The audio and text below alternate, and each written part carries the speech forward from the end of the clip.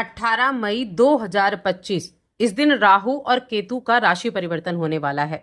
और ये जो राशि परिवर्तन होगा, इसका प्रभाव मकर राशि के लोगों के जीवन पर किस तरह से होगा, चलिए जानते हैं। जय माता दी दोस्तों, आप सभी का स्वागत है हमारे YouTube चैनल अमृता एस्ट्रो में।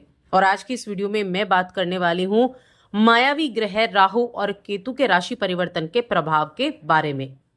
देखिए, राहु जो है ना, वो एक बड़ा ही रहस्यमयी प्लैनेट है जिसका संबंध हमारे भौतिक सुखों से होता है, राजनीति और कूटनीतिक से भी होता है।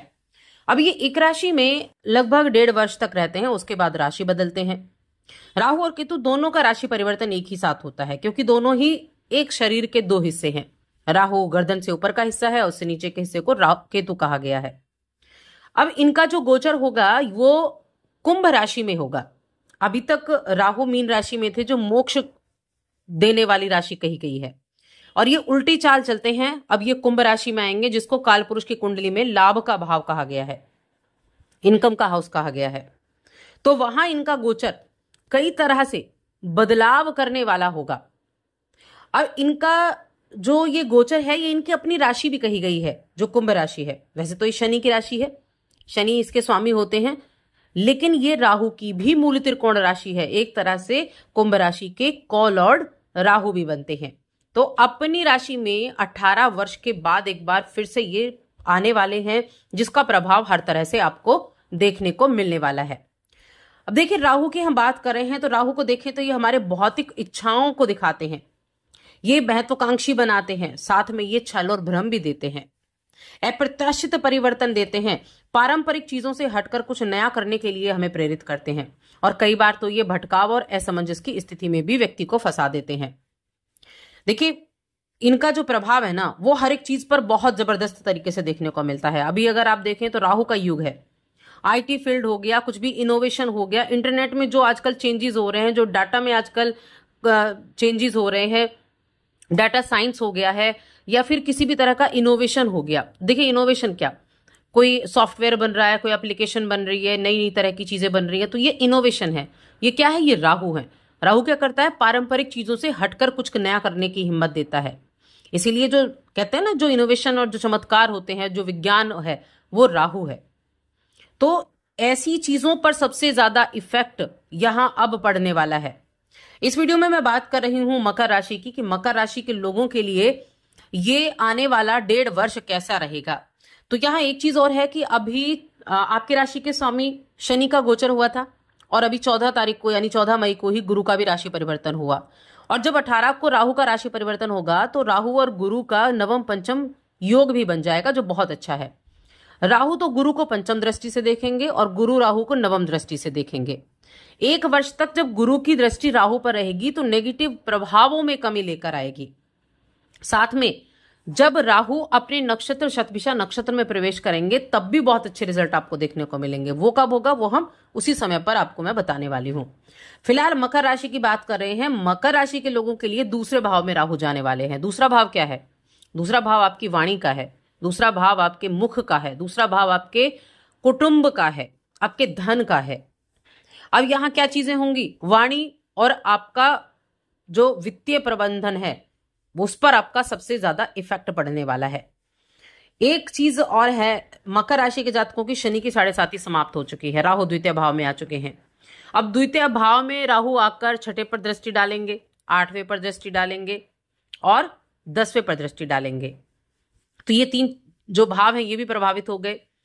अब देखिए, एक तो आपकी जो वाणी है ना, उसमें आपको बहुत ज्यादा सावधानी रखनी है बोलचाल में, क्योंकि आपकी कही गई बातें दूसरों को बहुत अधिक प्रभावित करने वाली हैं। वो गलत भी लग सकती हैं, वो बहुत ज्यादा अच्छी भी हो सकती हैं।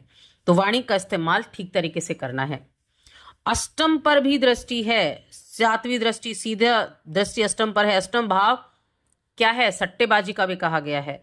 तो सट्टेबाजी से दूरी बनाकर रखनी है। किसी भी तरह के ऐसे लालच में ना पड़े जहां आपको शॉर्टकट तरीका दिखे, और शॉर्टकट तरीका दिखेगा, क्योंकि राहु का काम है शाम दाम दंड भेद, यानी किसी भी तरीके से चाहिए। जिस घर में राहु बैठा है, उस घर से जुड़ी भूख कभी शांत नहीं होती। उस घर से जुड़ी हुई चीजों की तरफ हमेशा व्यक्ति पागल रहता है, हमेशा व्यक्ति चाहता है और मिले और मिले, क्योंकि राहु यही है। तो इसीलिए किसी भी तरह के अनिश्चित निवेश से बचना है, सट्टेबाजी लॉटरी जैसी चीजों से दूर रखना है, रहना है, बचत पर अधिक ध्यान देना है, बचत करने की तरफ ज्यादा रहना है। जो भी फाइनेंशियली आपके कोई भी डिसीजन होंगे वो बहुत सोच समझ कर लेने हैं।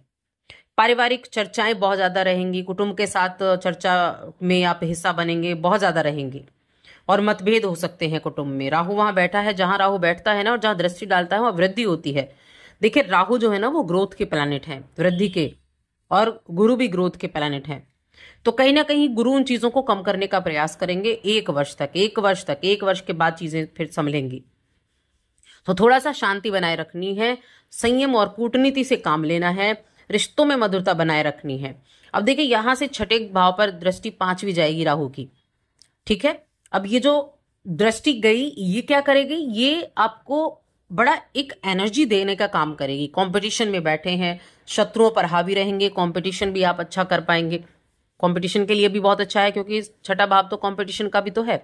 अपने डेली रूटीन को जितना अच्छा रखेंगे उतना ज्यादा बढ़िया रहेगा, क्योंकि डेली रूटीन पर अगर आप काम अच्छे से कर पाएंगे, चीजों को जिस वक्त पर करना है उस वक्त पर आप कर पाएंगे, तो वो आपको प्रॉफिट भी देकर जाएंगी, वो आपके लिए प्रॉफिटेबल भी रहेंगी।